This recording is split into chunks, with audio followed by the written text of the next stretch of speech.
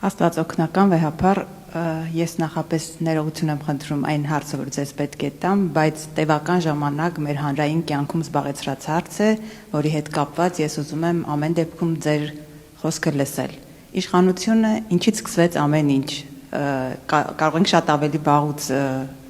սկսել, թե օրինակ ինչն էր խանգարում ձեր մեջ Նիկոլ Փաշինյանին կամ ձեր գործելավոճի մեջ Նիկոլ Փաշինյանին, բայց դա երկրորդ մասով կանրադառնամ հարցի։ Վեհապար, ինչի մեջ է ձեզ մեղադրում գործող իշխանությունը։ Ասում է դուք կուսակրոնության ուխտը խախտել եք, զավակուն եք։ Խնդրում եմ այս առնչությամբ ձեր գնահատականը, ձեր կարծիքը, որի մեջ մշտապես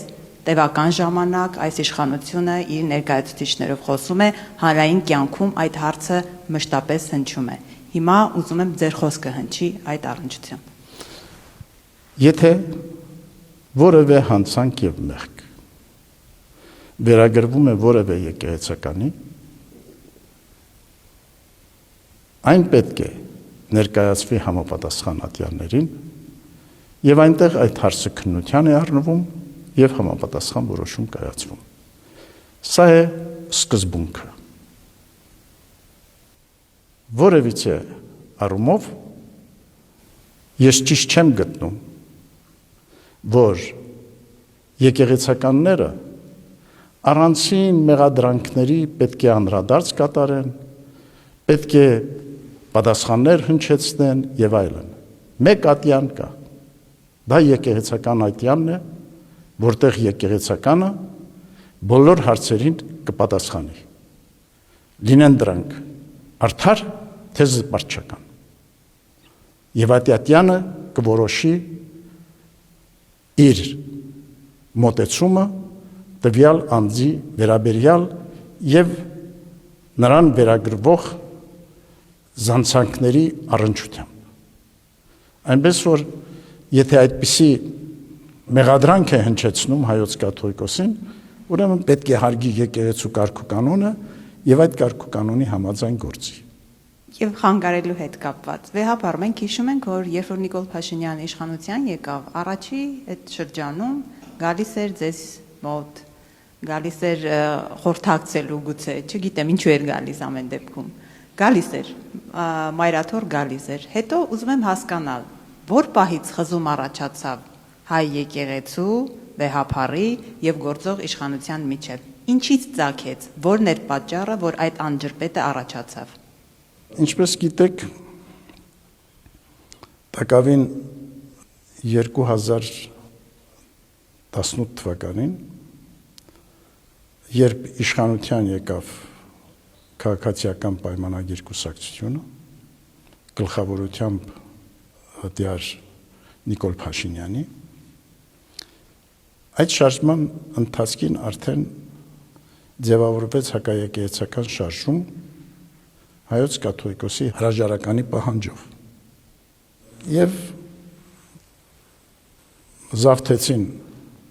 դիվանատան շենքը, զանազան գործողություններ իրականացրեցին, բայց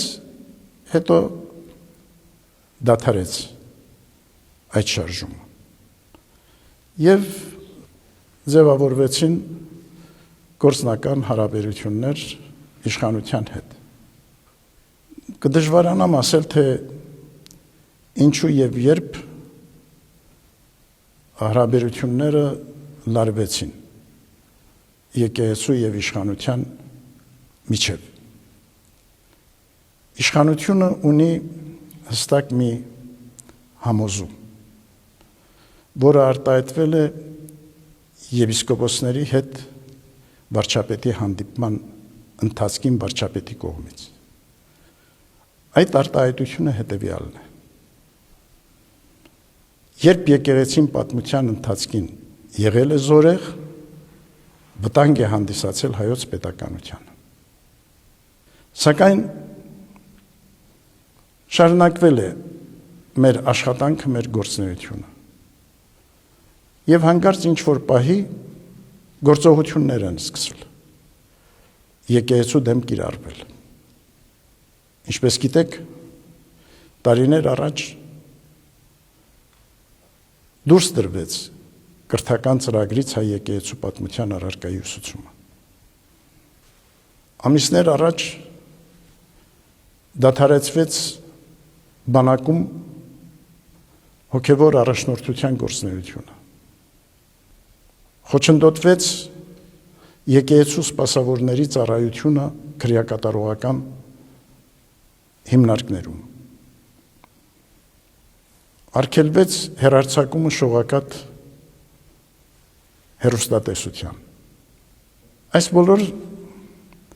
դժվարությունները, չգիտեմ, եթե նաև ինչ-որ չափով պայմանավորված են մեր կողմից դրսևորված այն մոտեցման հետ, որ մենք Արցախից տեղահանված մեր զավակների իրավունքների պաշտպանության հարցն ենք բարձրաձայնում տարբեր մակարդակների վրա։ Ինչպես նաև գերեվարված մեր զավակների և մեր հոգևոր մշակութային ժառանգության ոչնչացման հարցերի առնչությամբ։ Կդժվարանամ պատասխանել։